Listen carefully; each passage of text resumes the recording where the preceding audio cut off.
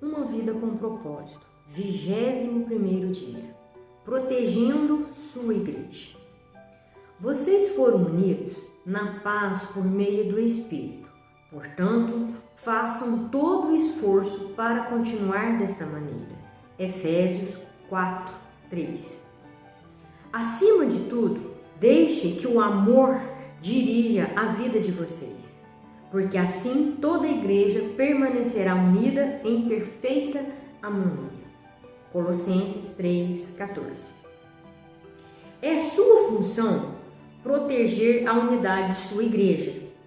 A unidade da igreja é tão importante que o Novo Testamento dá mais importância a isso do que ao céu ou ao inferno. Deus deseja profundamente que experimentamos unidade e harmonia uns com os outros. A unidade é a alma da comunhão. Destrua e estará rasgando o coração do corpo de Cristo.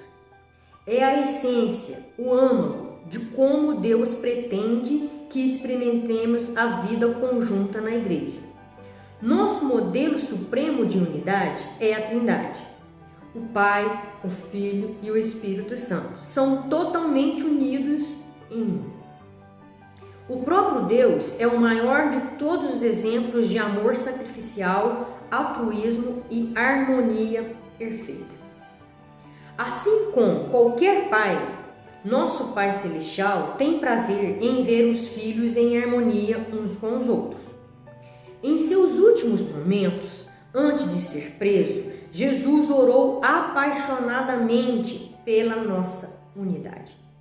Era a nossa união que estava em primeiro lugar em sua mente naquelas horas agonizantes.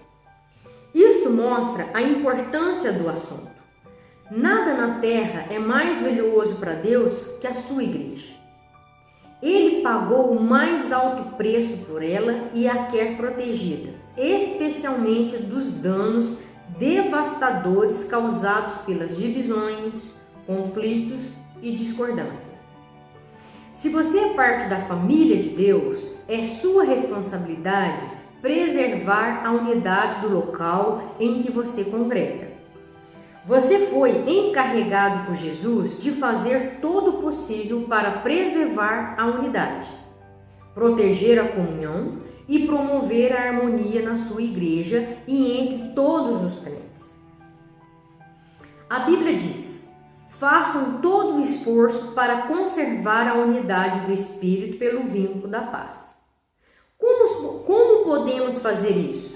A Bíblia nos dá orientações práticas. Concentra-se no que temos em comum, não em nossas diferenças. Paulo nos diz: portanto, concentre-nos nas coisas que contribuem para a harmonia e no crescimento de nossa comunhão conjunta. Como crentes, partilhamos um Senhor, um corpo, um propósito, um Pai, um Espírito, uma esperança, uma fé, um batismo e um amor. Partilhamos a mesma salvação, a mesma vida e o mesmo futuro. Fatores mais importantes do que as diferenças que poderíamos enumerar. É nesses temas e não em nossas diferenças pessoais que devemos nos concentrar. Devemos nos lembrar que foi Deus que escolheu nos dar diferentes personalidades, formações, raça e preferências. Logo, deveríamos apreciar essas diferenças e não simplesmente tolerá-las. Deus quer unidade, não uniformidade.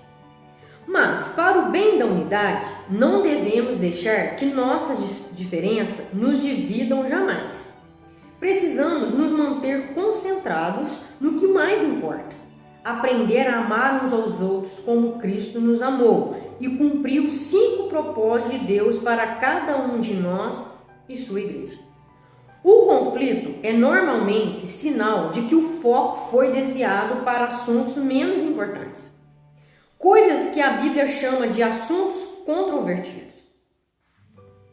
Quando nos concentramos em personalidades, preferências, interpretações, estilo ou métodos, a divisão sempre acontece.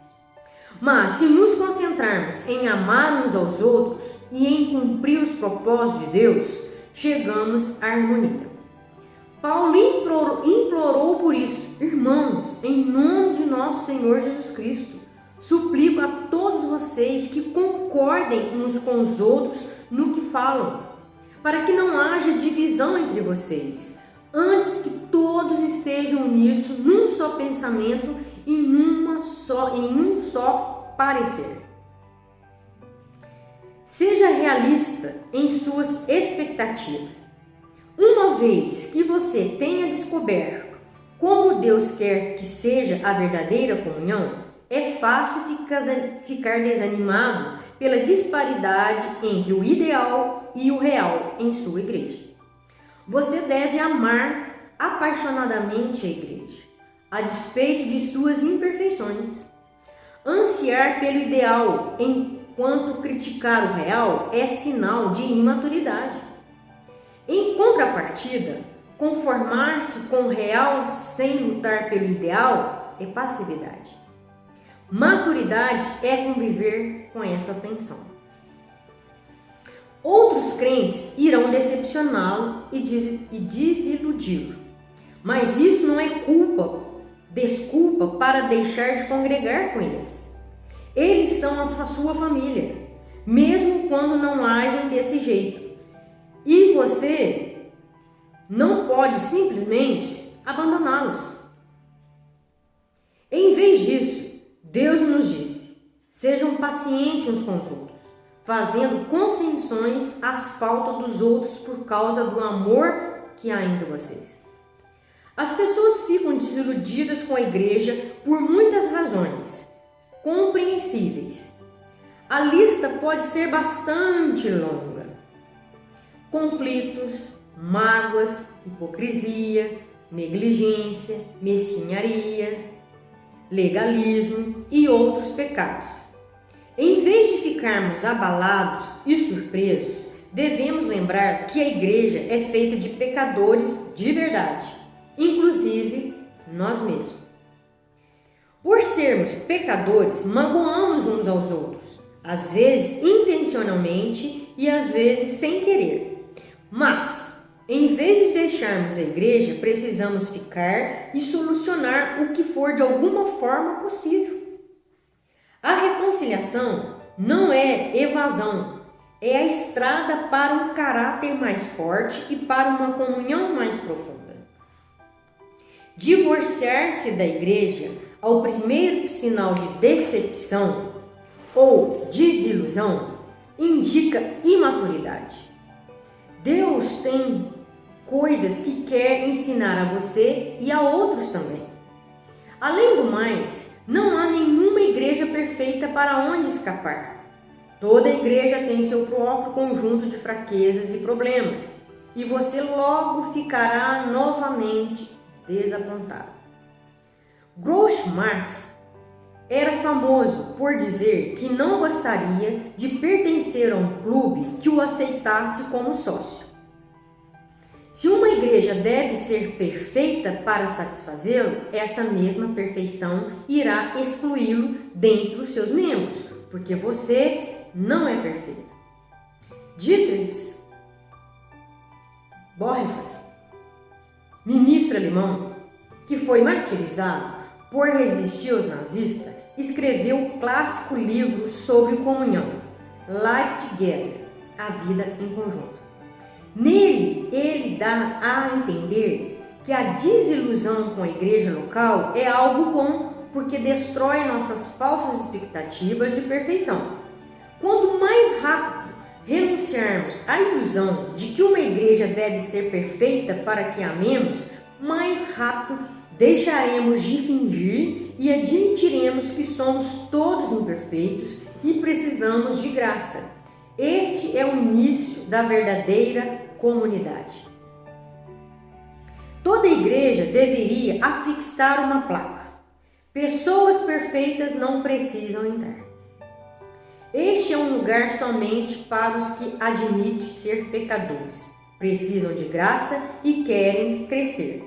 Borges disse: aquele que ama seu sonho de uma comunidade mais do que a comunidade cristã em si, torna-se um destruidor dessa.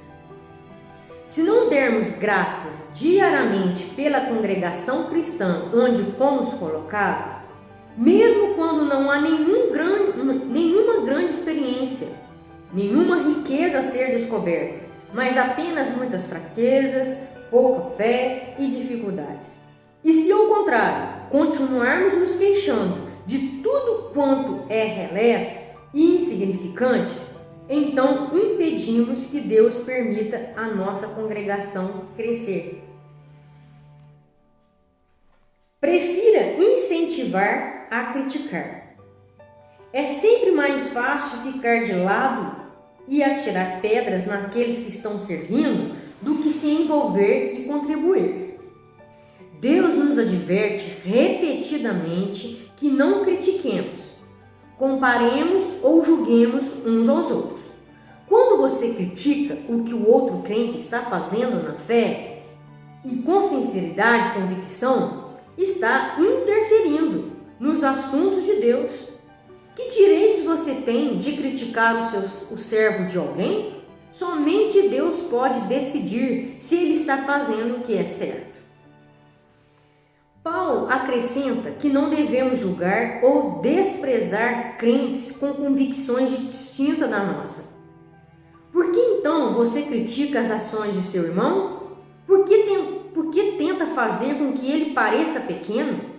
Todos seremos julgados um dia, não com base nos padrões uns dos outros, nem mesmo dos nossos próprios padrões, mas pelo julgamento de Deus. Sempre que eu julgo outro crente, 4 coisas acontecem instantaneamente. Perco minha comunhão com Deus, exponho meu próprio orgulho e insegurança, coloco-me em uma situação pela qual serei julgado por Deus e prejudico a comunhão da igreja. Um espírito crítico é um vício dispendioso. A Bíblia chama Satanás de acusador dos nossos irmãos. Culpar e criticar os membros da família de Deus, queixando-se dele, é trabalho do diabo. No momento em que fazemos o mesmo, estamos sendo ludibriados para fazer o trabalho de Satanás. Lembre-se, os outros cristãos, não importa quando você discorda deles, não são os verdadeiros inimigos.